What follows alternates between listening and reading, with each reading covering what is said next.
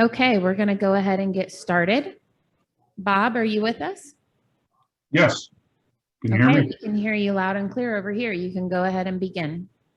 Okay, good morning to welcome everyone to the Industrial Council meeting this morning. I'm Bob Gibson, and I'm the chairman of the Industrial Council, and Cody Farrell is the co-chair, who's also on the line. And Cody will be kind of taking notes for us along as we go. I do encourage people to unmute yourself and share so we can create some open dialogue is kind of one of the things we'll need and part of the Industrial Council. So kind of getting started, talk a little bit about what the Industrial Council is about. So the Industrial Council is about scaffold applications in the industrial environment, such as the petrochem markets, but there are other agricultural markets and stuff that also fall into some of those. So kind of keep in mind that this council can kind of cross over to other councils, such as the supported council or some of those. And one of the things we're looking for opportunities to help the industry, the scaffold industry, in more of a specific market versus the type of scaffold. So some of the things we may fall in with say supported scaffold or something that's going to focus on the type of scaffold, but really this council is a little bit more about working in a particular market segment.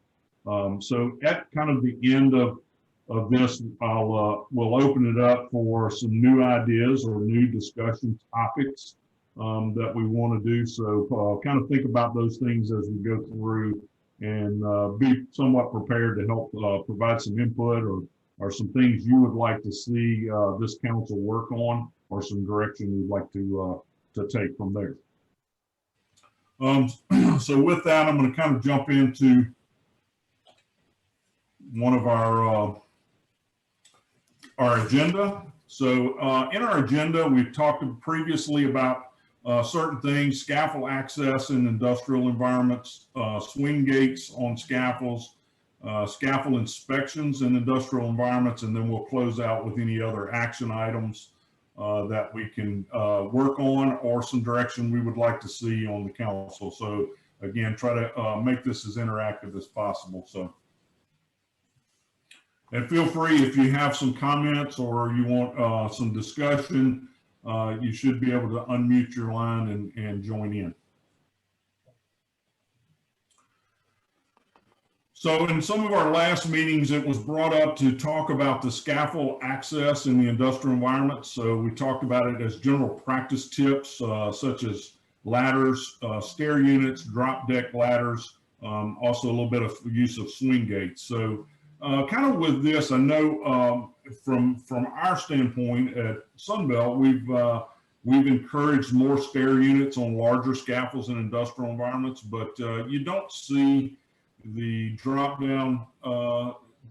deck ladders or very many stair units there in those environments. Some of it's due to a lot of obstructions and things in the way. So I kind of bring this one up. We looked at and we talked about some of this, and Cody and I talked about it. And so we're really just not sure where to go with this. I think it really just kind of goes along with some of the stuff the supported scaffold group has already done. And I'm open for kind of some open discussion around any more specific ideas of where we could take scaffold access in industrial environments, or some specific things around that.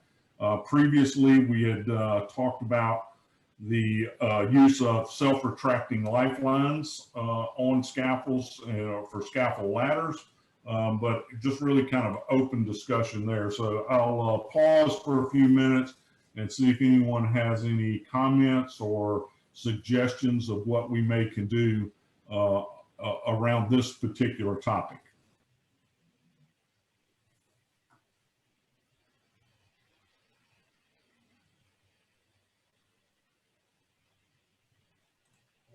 Go ahead, Sean.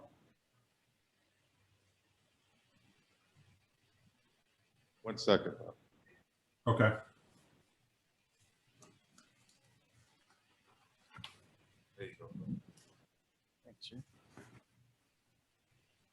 Good morning. Sean McDonald, Superior Scaffold. The OSHA puts out quick cards or quick tips. My suggestion would be either something along the lines of quick tips. There are some tip sheets that we can download right now from the SAIA website for transport platforms and things like that. So a tip sheet that would have combined topics like this or individuals, and then the other possibility would be to publish toolbox talks so that members can pull those toolbox talks off, just send them out to the field. And this way the information is not just sitting there for people to find, but it's actively being pushed forward.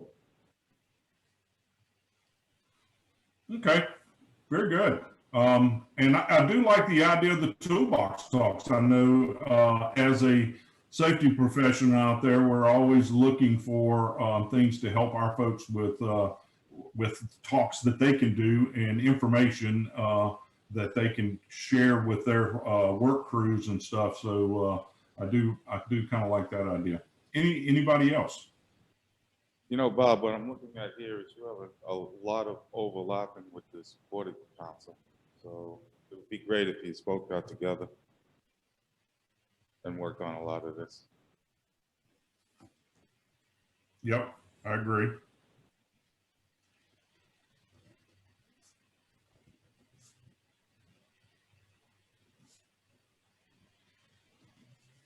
Any other comments or suggestions?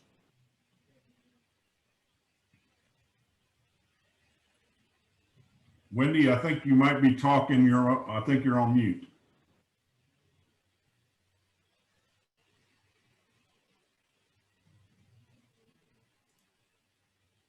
Oh, there we go. Sorry, Okay. Bob. Yeah. With the supported council, we'd love to get together and work with you.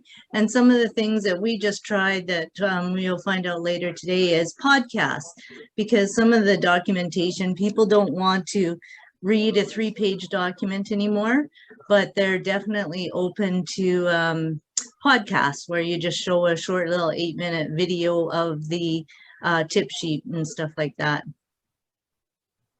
Okay.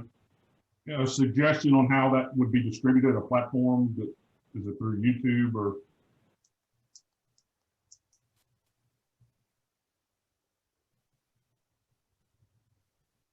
No, that's still to work out with the SAIA yet. Okay. Yeah, I do agree. I think at Sunbelt we've tried to do some stuff and very short video things or even podcasts where some discussion items seem to be kind of the way of the future, where people want stuff in short, maybe 1-2 minute type information. Yeah. Okay, very good. Any others?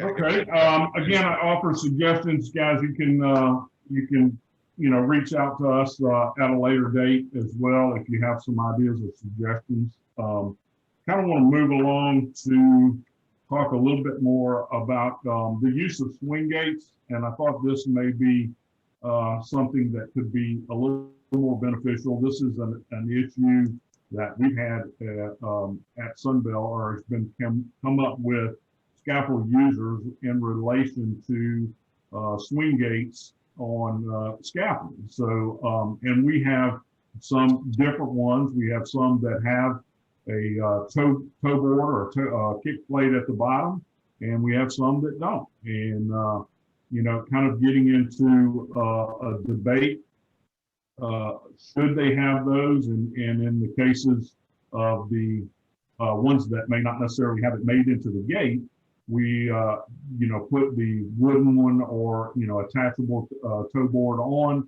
that goes over the opening. And I guess the concern becomes, the person getting onto the scaffold would step over that. Does that create a tripping hazard?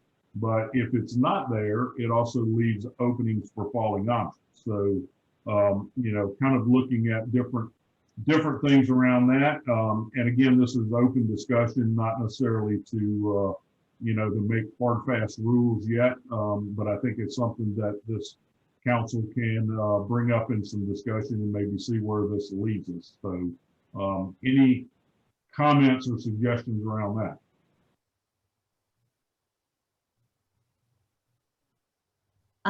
Up here in Canada, one of the issues that we have is if you have the swing gate with the tow board on it, when you go up to remove the snow off of it, you can't get the gate open to get into it to, because the tow board, it hinders the opening of it. Platform off basically.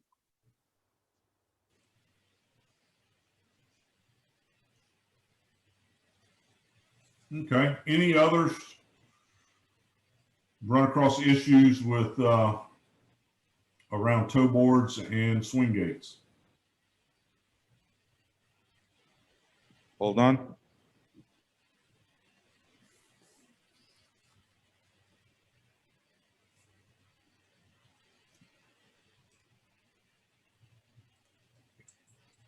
Good morning, Micah Turner with Trekker Group. One of the things that we've discovered, because we discussed this internally ourselves, and we weren't able to come up with a hard and fast rule, because one of the things we've discovered is the customer. I have some plants that want swing gates with tow boards built in. I have some customers that don't, depending on the plant and who they are. And so I think that's always going to have to be a major consideration, that we have to be willing to discuss that with their safety division and have a comprehensive explanation as to why we would want to do one way or the other. But it falls onto them most of the time, is what I've discovered. Yeah, I think we've had similar situations as well. So in one particular solution that we've kind of worked on was to actually make a secondary deck, or extend the platform, so you make kind of more of a place for you to exit onto the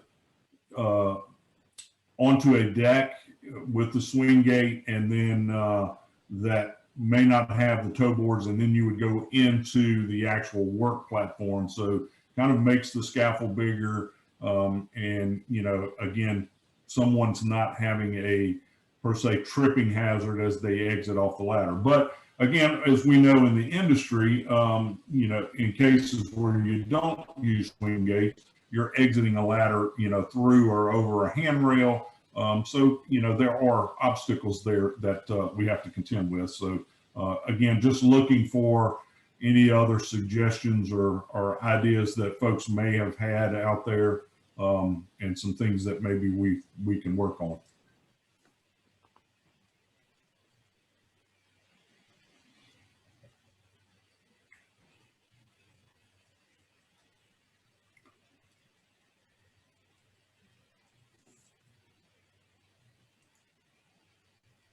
Okay, no one else seems to be speaking up. Anything that anyone can offer around that, I would certainly welcome. And again, if giving some direction, is this a topic or something that the council can work on as well, and so we can kind of see some direction of what we'd like to do. So.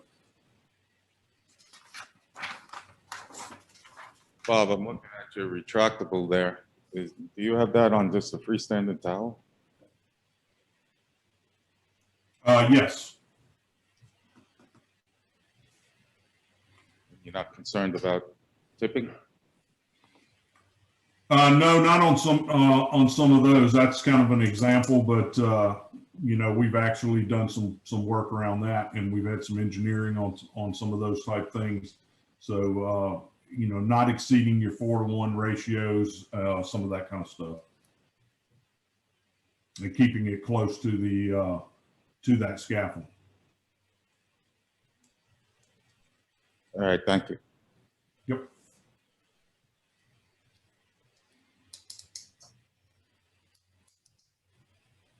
And part of that picture too was kind of showing the example. That swing gate does not have the built-in toe board like the other picture too. So, but good point. Any other comments or questions? Wendy, you're trying to. Maybe what we could do is do cautions of both ways, like like instead of saying one way's good and one way's bad, why don't we say cautions of using it this way or cautions of using it that way, and do a document more on that type of thing instead of which is the right way or wrong way.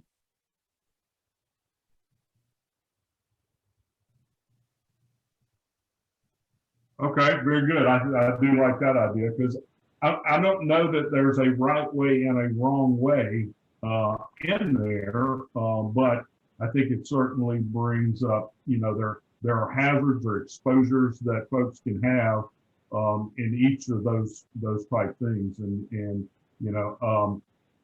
not being in an environment has a lot of snow, like Wendy, mentioning, the issue of clearing those decks and stuff. That's certainly something I didn't think about because that's not something we normally deal with on a regular basis. So I think those are some good tips as well around looking at that. So good. I think that may be the better way to go. Something around cautions. We can do it maybe in a tip sheet or something like that. Any other suggestions before we move on? Okay, so the next item I wanted to get into, kind of move some of this around a little bit, is so one of the things that we find in our large industrial locations is working with these daily inspections, and we typically call daily scaffold update inspections. So these are where scaffolds have been erected and inspected by the competent person with the involved in the erection and dismantle, and the users are going to use the scaffold each day. And we're talking about environments in some of your large industrial facilities. And we find that those can be, you may have as low as 500 scaffolds standing at one particular time. I've seen some large projects that actually can get up to, 1,000, 1,500 or more scaffolds standing on a particular day. And, some of the things that we try to do around those is to kind of put schedules in and say, okay, which ones are we going to be using actively that need to be inspected and sign off on the tag, the scaffold tag itself, versus, having them all done. And so it becomes a kind of a big issue of getting competent persons in before the shift to come in and do those inspections. So when the users come in to start their shift, the scaffolds are ready to go. So it does get to be a little cumbersome. Some of the things that we found around that is that we're taking the competent person that's going to be working with the scaffold crew, and they're doing scaffold updates and not able to actually do some of the pre-planning for their work crews or create some delay around that. And so where they're doing maybe their JSAs, their toolbox talks, job briefings as far as, what they're about to do. And even in cases where we've found that we may not necessarily have folks on site, we have to send people back out to a job site to do those inspections. It could be an after hours, say in the evening. Maybe we don't have a scaffold crews on night shift or weekends, and they need to use those scaffolds. So it becomes kind of a burden, I guess, to work with these. So kind of looking at this, and we've done it in some select places. I think it has to have guidance, but having different levels of competent persons some that are available to do the scaffold updates, as well as competent persons that are competent for the erection and dismantle of scaffold. And so really, you know, the person that's doing the daily updates may not necessarily be trained as to the detail of how scaffolds are erected or dismantled and some of those things, but they're really looking to see, is the scaffold maintained its original integrity? And then if they were to find any issues, they do have to, you know, kind of stop work or pause work, go back to the erecting, dismantle competent person to review those and kind of question.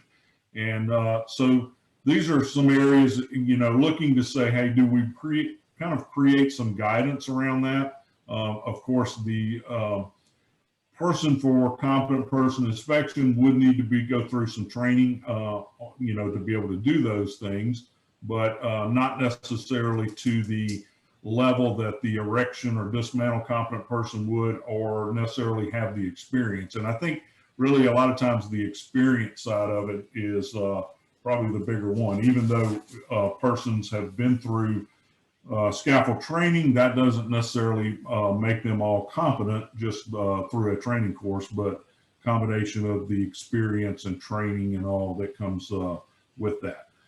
So I kind of want to open that up for some open discussion here and see, is this something that we want to kind of work on a little bit more in detail, and what are some thoughts around that? I know this could be, you know, somewhat controversial, and I think us trying to give a little more guidance to the industry, again, on maybe a specific market. So again, I open that up for some discussion.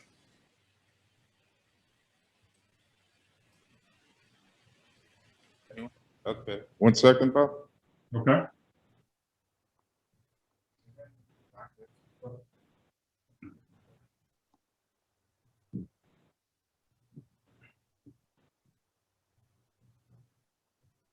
Is on. Hello. Okay. The ATIs, the training, the trainers throughout the SAIA have been discussing this for a long time, a quote unquote inspector course. And of course you have pointed out that it is, the issue is that you can't change the definition of competency. You know, if you look at it, like I can take somebody with a Perry scaffold and teach them in 20 minutes everything they need to know to be a competent person in Perry scaffold, then by definition, we've fulfilled what OSHA requires. We've taught them everything they need to know about that. The problem with, you know, a large scaffold in an industrial plant is to teach them, this is the scaffold, this is what it looks like today. Your job is to make it look, you know, to make sure that it looks like that every day and that it hasn't been changed, hasn't been bumped into by trucks, things like that. If you look at the definition, the knowledge and experience, that's where the problem comes in, is that the definition of competent person is there to mean somebody who's been doing this for a while and has been trained in it. And so we skirt that every time we put somebody in a one-day competent person course.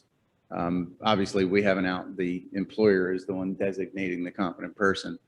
And so in discussing this for the last couple of years, the consensus is that an inspector course would actually have to be more information than a standard competent person course, because most of the times we're dealing with somebody that doesn't build scaffold or actually, you know, or even work with scaffold.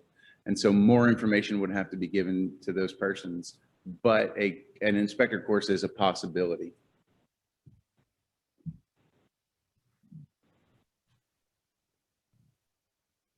Do that Okay. on Swatch. Yep. Someone else? Well done. All right, just Tom Brewer, Brewer Equipment Company. So there's actually on the agenda or on the program planning, an inspector's course within the ATI. I mean, it's like fourth or fifth down of priorities of things to do. I don't know if Daphne's on this call or not. Maybe she could elaborate further, but But Sean and I would also have different opinions on what he just expressed. So I believe that an inspector can inspect a scaffold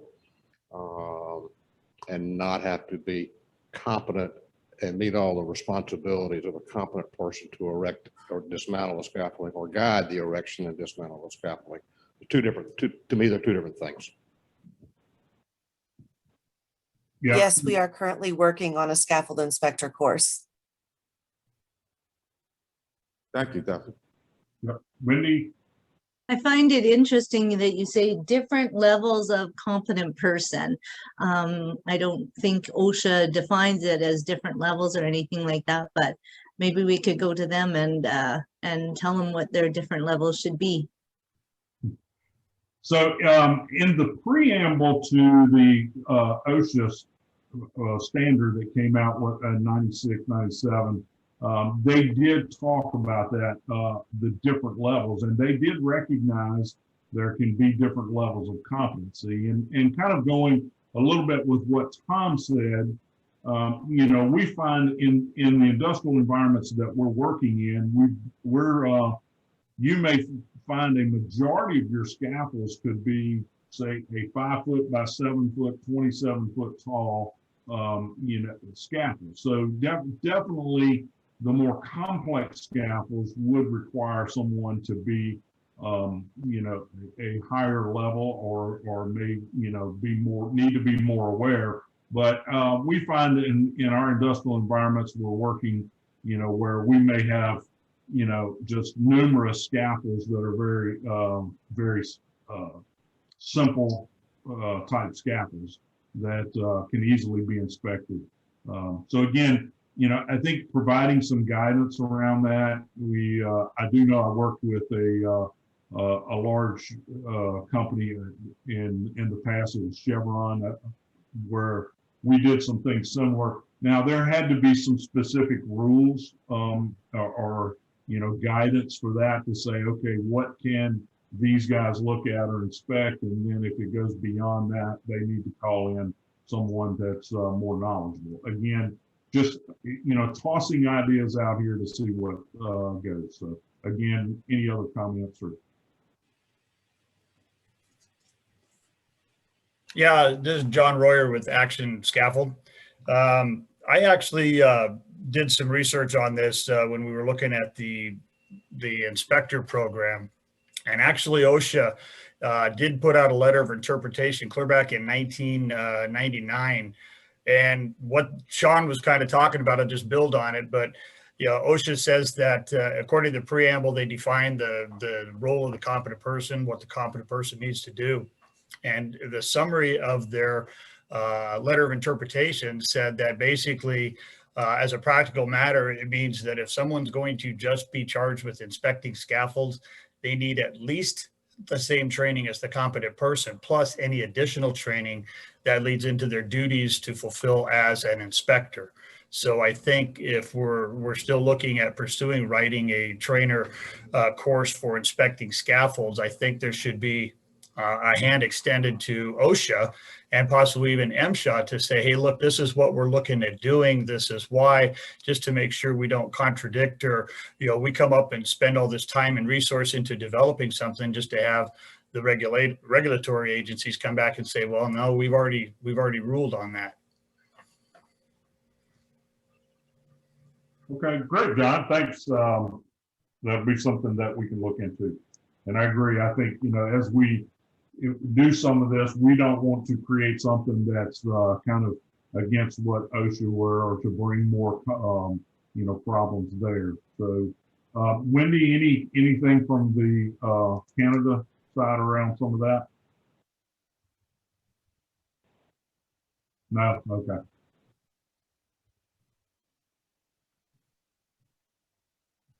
Okay, any other comments or suggestions around a couple of these topics that we can work on?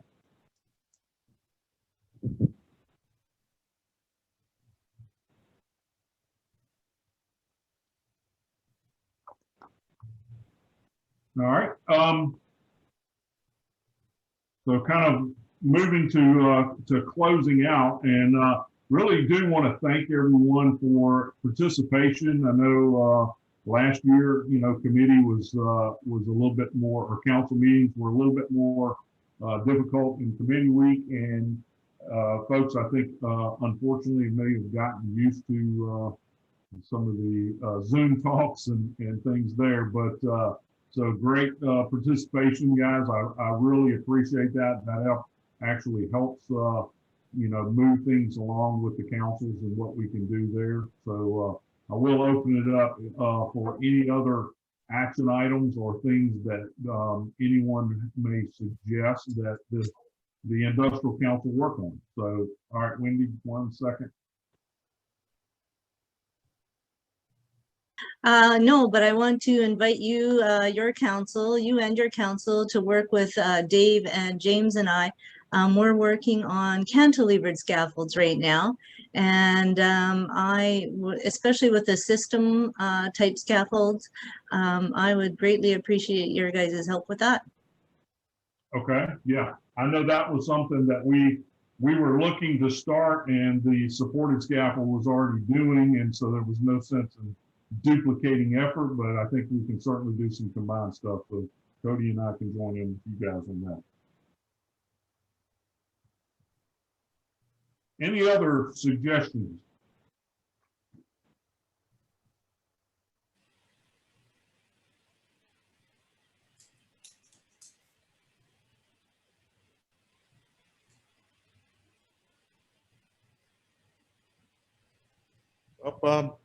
Thank you. I'm sorry, I didn't hear that part. I said thank you for the presentation. Okay. Yep. Thank you guys for the participation. Again, it was really good. So with that, we will close out this session for the Industrial Council. And again, if you have any ideas or anything, please reach out to Cody and myself, and we'll start working on some things. And so we'll have some more detail coming forth. So thank you, everyone, and I appreciate it. Have a good day. Thank you, Bob. We will meet back here at 10:15 for the permanent installation council session. Thank you.